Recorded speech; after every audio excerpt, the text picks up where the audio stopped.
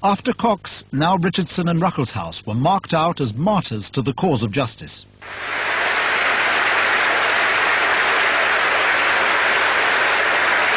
Thank you very much. Ladies and gentlemen,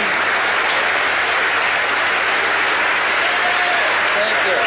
An astonishing thing is happening here. He is getting an applause, not necessarily from the reporters, but from the Justice Department employees who are, as you see, lining the balcony. This is unusual. Richardson's successor, on the other hand, didn't enjoy being cast as the villain of the piece. And I have asked all the personnel in the department to stay and help keep the department going in this extraordinarily difficult time. About the prosecutions. Well, I did something I had never done before. I went into the press room. General, in the back of the room now, and then Did you order the FBI to take over the offices on Saturday night? And if so, why? Guilty. In the midst of this chaos, the White House failed to ensure that Cox's staff were given formal notices of dismissal. So the rump force of special prosecutors sat tight. The White House announced last night that you were abolished. Now, when did you begin to get word that you weren't abolished? You know, the White House announced we were abolished, but if they announce the sky is green and then you look up and the sky is blue, now I presume that in the normal course of events that to abolish an agency takes some time. We are going to try like hell.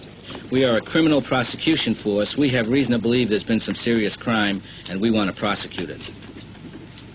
That's the White House. It's very hard to describe how it feels to be fired by a president and disobey. All of a sudden, bundles of envelopes started to be dropped on our floor, and these were telegrams from the American people saying, hang in there, stay there, don't leave. And everybody was really caught up.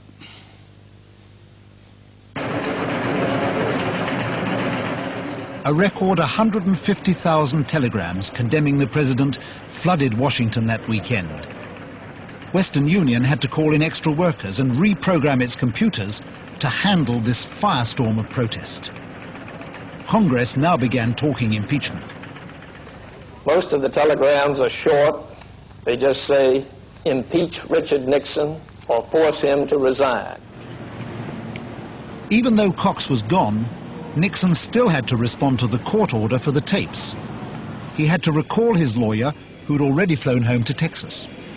I'm afraid that was over-optimistic after what happened yesterday. The lawyers waited for instructions. Would the president bow to the wave of protest or continue defiant? He had until the court hearing on Tuesday. We had no idea what Charles Allen Wright was going to say. No idea at all. I thought we were headed towards some kind of need to bring a contempt action against the president. There were no speeches, there was no preamble. Charles Allen Wright just got up and said, There would have been those who would have said that the president is defying the law. This president does not defy the law. At which some of us almost broke out laughing, given the events of 3 days previous. And then he said the president would turn over the tapes that had been requested. Extraordinary. I would say these people are going to cost $1 million over the next... When Richard Nixon yielded and agreed to hand over the tapes, he knew they could destroy him. Soon, everyone would know.